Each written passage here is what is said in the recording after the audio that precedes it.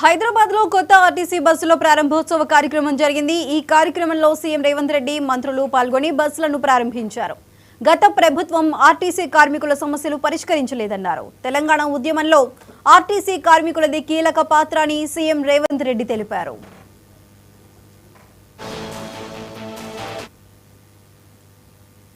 ఖరీదు చేసిన 100 బస్సుల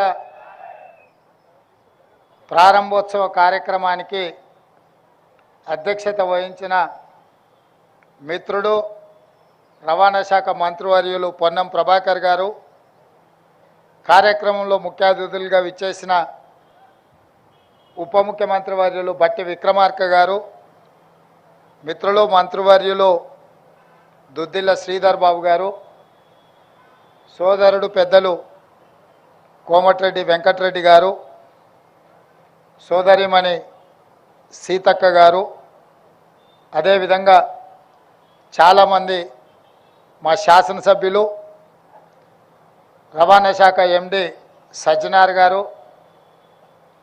టిఆర్ఎండ్బి ప్రిన్సిపల్ సెక్రటరీ శ్రీనివాస్ రాజ్ గారు, ఇతర అధికారులు, అదేవిధంగా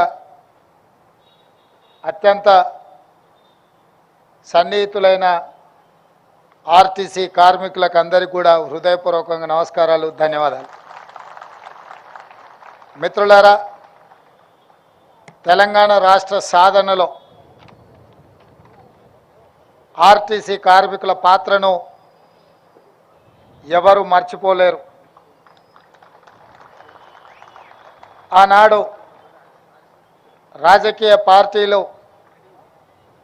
రాష్ట్ర సాధనలో వెనకడుగు వేసినప్పుడు, రాజకీయ పార్టీల వల్ల తెలంగాణ రాష్ట్ర సాధన సాధ్యం కాదు అని ఆలోచన చేసినప్పుడు ప్రొఫెసర్ కోదండరామ్ గారిని పొలిటికల్ జేఏసీ చైర్మన్గా నియమించి వారి నేతృత్వంలో సకల జనుల సమ్మెకు పిలుపునిచ్చి ఆనాడు ఆ పిలుపుని అందుకొని వేలాది మంది ఆర్టీసీ కార్మికులు ఉద్యమం బాటలో నడిచి రాష్ట్రం నలుమూలల రవాణా సౌకర్యాన్ని స్తంభింపజేసి మీతో పాటు సింగరేణి కార్మికులు, విద్యుత్ కార్మికులు, కుల సంఘాలు, తెలంగాణ సమాజమంతా అండగా నిలబడి ఆనాడు తెలంగాణ రాష్ట్ర సాధనలో మీ వంతు పాత్ర పోషించిండ్రు కాబట్టి ఈరోజు తెలంగాణ రాష్ట్రంలో మనం నిలబడి 100 బస్సుల ప్రారంభోత్సవ కార్యక్రమాన్ని జరుపుకుంటున్నాం। రాష్ట్రం వచ్చినాక మీ సమస్యలన్నీ పరిష్కారం అవుతాయని మీ కార్మిక సంఘాలను పిలిచి ఆనాటి ప్రభుత్వాలు చర్చలు జరిపి దీర్ఘకాలికంగా అపరిష్కృతంగా ఉన్న మీ సమస్యలు పరిష్కారం అవుతాయని మీరందరూ భావించినారు, మేము కూడా భావించినాం। కానీ దురదృష్టవశాత్తు తెలంగాణ ప్రజల కోసం తెలంగాణ ప్రజలు ఎన్నుకున్న ప్రభుత్వం కార్మికులను శత్రువులుగా చూసి మీరు తెలంగాణ రాష్ట్రంలో సమ్మెకు పిలిపిస్తే దాదాపుగా 90 రోజులు మీరు సమ్మె చేపట్టిందని నేను అనుకుంటున్నా। రోజు దాదాపుగా నెలల కొద్దీ మీరు సమ్మె చేసినా ఆనాటి ప్రభుత్వం మీతో చర్చలు జరపలేదు। 36 మంది కార్మికులు తెలంగాణ రాష్ట్రంలో సమ్మె సందర్భంగా చనిపోయినరు। కనీసం ఆ కుటుంబాలను ఆదుకోవాలన్న ఆలోచన కూడా ఆనాటి ప్రభుత్వాలు ఆలోచన చేయలే। మీ కార్మికుడే ఖమ్మం జిల్లా వాసి పెట్రోల్ పోసుకొని తగలబెట్టుకున్నప్పుడు అతను చావు బతుకుల మధ్యలో ఉంటే ఓవైసీ హాస్పిటల్లో మేమందరం వచ్చి ఆ కార్మికును పరామర్శించడం జరిగింది। ఆ తర్వాత వారు మరణించడం జరిగింది। ఆ కుటుంబానికి ఆర్థికంగా లోటు లేదు, ఆర్టీసీ ఉద్యోగం లేకపోయినా బ్రతకగలిగే స్తోమత ఉన్నా వేలాది మంది సహచర కార్మికుల సమస్య పరిష్కారం కావాలి, ఆనాటి ప్రభుత్వానికి కనువిప్పు కలగాలి అని ఆ కార్మికుడు ప్రాణత్యాగం చేసిండు। అయినా మీ కార్మిక సంఘాలను రద్దు చేసిండ్రు తప్ప కార్మిక సంఘాలతోని ఆనాటి ప్రభుత్వం చర్చలు జరిపే ప్రయత్నం చేయలేదు, మీ సమస్యను పరిష్కరించాలని ఆలోచన చేయలే। నాకు తెలిసి ఆ రోజే మీ సంఘాలను రద్దు చేసి మీ కార్మికుల సమస్యలను చర్చల ద్వారా పరిష్కరించని ప్రభుత్వాన్ని రద్దు చేయాలని ఆ రోజే మీరు సిద్ధమైనరు.